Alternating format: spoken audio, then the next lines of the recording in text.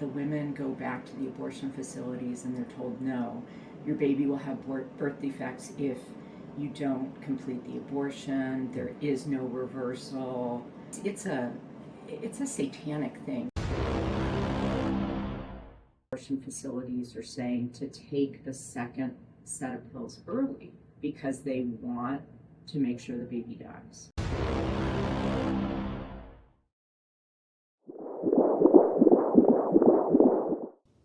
Hi everyone, Morelli here with Bello Talks. And Calvin with Beats for Babies. And today we're going to be going and doing a tour of Life Choices Women's Clinic.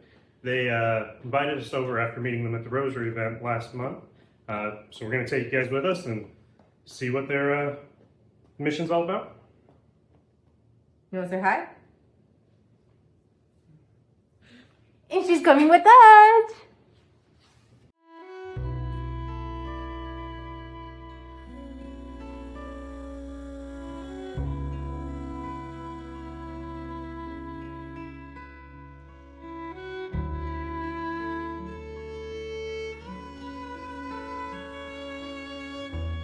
So I do want to start this video out by saying that you will see a lot of camera angles where we're pointed down to the floor off to the side. Now, this wasn't because we were trying to discreetly film while we were in there.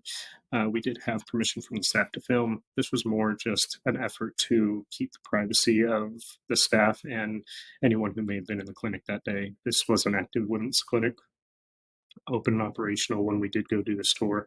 Now, the staff was super welcoming. They welcomed me and my wife in and our young daughter to come do this tour, and it was really a great experience. You know, as they walk us through, they kind of show us the exam room and the consultation room, but this wall here that you're seeing now has a bunch of brochures on unplanned pregnancies and other women's health type issues, and they have all those brochures in both English and Spanish, so it's a great kind of informational stop point for just about anything that they might need to grab.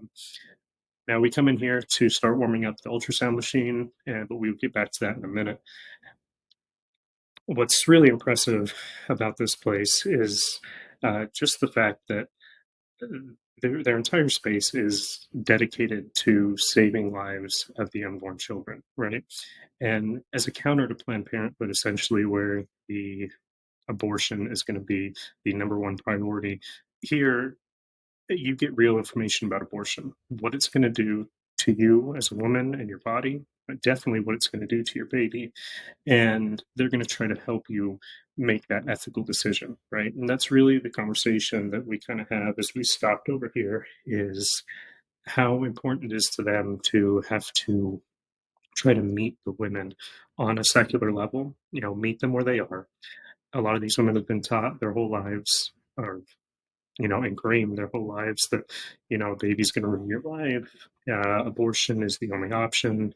You have to go through with this or else, you know, you have no future. So they really do have to meet the women where they are secularly and then gradually bring them into the ethical part of things, right? And try to get them to make that ethical choice and not, you know, leave and go down to the nearest Planned Parenthood and terminate that baby in the womb. So I really respect these women, the fight that they're doing kind of day in, day out from the pro-life perspective is truly, you know, remarkable. Now, it did show this a little bit ago in the film, and we're going to turn back to it here in a second, but another thing that I really love about this place is their little storeroom. So it's behind me right now. I'm going to turn around in a second and you'll see it. But this little storeroom, what it has is a bunch of clothing and diapers and toys and books and equipment. And this is because these women are committed to not only just helping this woman find that ethical choice to have the baby, but they do provide material needs for 2 years after as well. So this is a good counter to the tired argument that pro-life people only care up until the moment of birth, and then they stop caring after the baby's born. This isn't true. By any means, but this is just a good proof and a good testament to that. I almost want the shelves to be a little bit more empty just so that we know that they can't keep stock because they're saving so many babies. But if you'd like to help, I will link something in the description that will get you over them. They did mention that they were missing a lot of girls' winter clothing, so I know they'd be appreciative for anything that you can help with.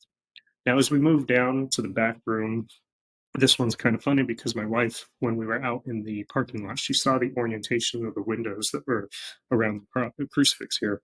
And she said, I wonder if that's the chapel. And I kind of laughed and said, yeah, those do look like chapel windows. Even though they weren't stained glass, just kind of the way that they were shaped and oriented, we were able to call out the fact that there was a chapel there, just looking at it through a Catholic lens, right? So this space back here, they actually called their auxiliary space. They said it was their office slash meeting room slash storage, which I'm going to show you a little bit of here in a minute. However, I think what I was really impressed by this is even though this space that they're working with in this building is so small, they they made sure that they dedicated an entire section of the wall to Jesus Christ, and I couldn't help but thinking, how many times has one of them had to go kneel down at the foot of the cross and pray to God that the words that they just said to this woman were going to seek Him, right? That the words that they used were going to be impactful to this woman to have her baby.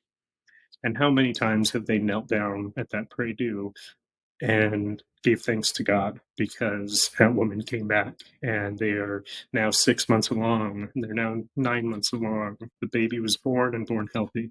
So I think this prayer space is not only important, but I think it's a testament to the faith that is encircled at this place. Now, they did bring up another project they're working on called St. Gianna's Place. This is where they're trying to get housing for pregnant women, I believe, in northern Phoenix. So I'm going to link some stuff in the description for that as well. There will be some local efforts to try to fundraise. I believe they mentioned that there would be a cold stone involved, so we'll put all that info. On our side, we are going to try to do something as well. So everybody watching this video is going to get a 10% off promo code to everything on our website. And we also went through and added a new saint to our saint t-shirts lineup, which is, of course, Saint Gianna, who is the patron saint of mothers, physicians, and the unborn. All the proceeds from these shirts will go directly to that project as well. Now, heading back outside, we are seeing the Hope Mobile.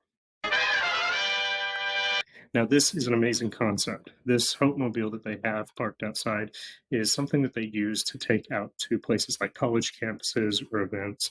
And what it is it's essentially a pregnancy testing clinic, an ultrasound clinic on wheels. So, as many of us know in the pro-life movement here, ultrasounds are extremely important. The likelihood that a woman has an abortion after she sees an image of her baby posted up onto the screen it diminishes very rapidly at a very high volume. So getting an ultrasound is one of the first and key things that you need to do when you're addressing a woman in her pregnancy. This is why places like Planned Parenthood won't do ultrasounds, because they know that once the ultrasound's done, the woman will have her baby, right? So moving in back into the building, they have a state of the art ultrasound machine. Now, these things aren't cheap. They run for something like $100,000, but the importance is the fact that it is state of the art, right? Because the clearer the images of the baby when they put it up on the screen for the mother to see, the clearer they can see the detail. They can see the fingers, they can see where the eyes are, the nose, and it just paints a better picture of the humanity of the baby. So they are looking to try to upgrade one of their machines at another location. Again, anything that anybody here can do to help, please go for it. Now, they did also bring out these little tools, or these little tools that they use when they go out on events as well. This is another way of humanizing the baby at a very small size, a couple weeks old, but still a lot of detail and development. And this is a good way to counter the dehumanizing way that the other side portrays a fetus, even calling it a fetus intentionally to dehumanize it, or showing blobs of nothing on a napkin and saying this is what you're talking about. No, here it is, anatomically correct in detail. This is the humanizing thing that is growing inside you. So these women will take these little displays out, let the women see them, and kind of explain the development at each of these stages. I think the biggest one there to the far right is like 10 weeks. So Now, right about here, the doctor came in, and there was a question that came up earlier about reversing the abortion pill. And since the doctor happened to walk in right around the time that they were explaining it, they let her take over. This is what she had to say. Abortion pill reversal was discovered by Dr. George Delgado out of San Diego. And the whole idea is that the first abortion pill blocks progesterone receptors. So progesterone can't get on there, and the baby basically starves to death. And then 48 hours later, they give the pill, which is supposed to then induce the contractions. So brilliant idea if we want to dislodge the progesterone antagonist. We just flood it with lots of progesterone, and so then they're all competing for that site. So the earlier you get it, the better the results. We just do it at any point, because even without the progesterone, there's probably like a 20% survival rate. But it bumps up to 60 to 70 with the progesterone. So the other side says, oh, it's dangerous, which is kind of funny, because in frequent miscarriages and in vitro fertilization, they routinely give essentially the same dose of progesterone through the entire first trimester, and there have been no side effects. So I asked, what is the window? I mean, It's I best understand within the early 24 hours. within 24 But hours. see, again, But you just do it either way, because if the baby has a heartbeat, we do it. okay. So here's the thing, maybe we have a 10-week baby, right? And that baby is less susceptible because it has more reserves. So maybe that baby can be saved at, 48 So hours. you're talking about like somebody taking a pill even though they were 10 weeks along. You wouldn't even believe. They don't do ultrasounds. Right. They just say, how far along are you? I'm 5 weeks. Okay, great. We'll mail it to you. Right. Or we'll give it to you. Yeah, it's beyond crazy. Once they've taken that second set of pills, those, it's too late. Because So that starts the contraction. So it comes in a. So it's a there's 3-pack. You take the initial one. You take the initial one, and that's the progesterone blocker. You're supposed to wait 48 hours because the baby's supposed to be dead. And then you take the other 2 pills, which induce contractions, which is actually a really brutal thing if you want to hear about it. So, do you want to hear Go for about it? Okay. My wife's not here. She would be the one that would be sensitive. Okay, so the cervix, the whole purpose of the cervix is to keep that baby in, right? And so when you go through labor, you've had 40 weeks, the cervix is slowly, Braxton Hicks, it softens, it's like kind of opening. At 8 weeks, it's not going to let that baby go. And so those contractions are like this. And that's why women have such painful, they're told it's just like a period. No, it's not like a period, because that cervix is bound and determined to keep that baby in, because that's its job. It hurts, you get a ton of bleeding, it's a brutal. The other thing is that the abortion facilities are saying to take the second set of pills early, because they want to make sure the baby dies. And so I've seen. So they want to start that part. They want to start the So irreversible part way babies are earlier. Sometimes. I mean, it's crazy. It's crazy.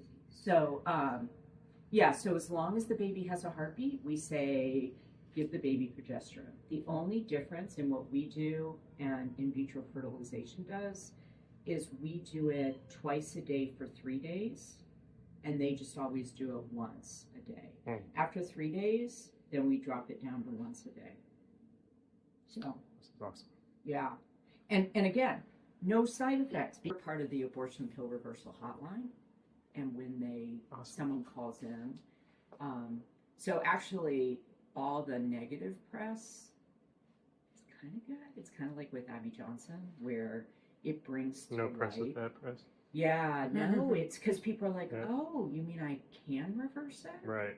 And they look online, and there's a hotline. Is that the women go back to the abortion facilities and they're told no, your baby will have birth defects if you don't complete the abortion. There is no reversal. I mean, it's a satanic thing Oh, yeah. because We have a whole video that we did about comparing abortion to satanic sacrifice, child Yeah. sacrifice. I mean, they call it a sacrament, the Church Yeah. of Satan. Yeah. So, yeah, no, it's nothing new. I mean, biblically. Yeah. It's Yeah, what the it's Canaanites were doing all to over again. Moloch, yep. Um, Or Baal, either one of yeah. them. You're sacrificing their kids. Well, if you're still here, I'd like to thank you for watching this video. Me and my wife had an amazing time here, and they were very welcoming. So with that, I'm going to leave you guys with a little teaser to our next upcoming event.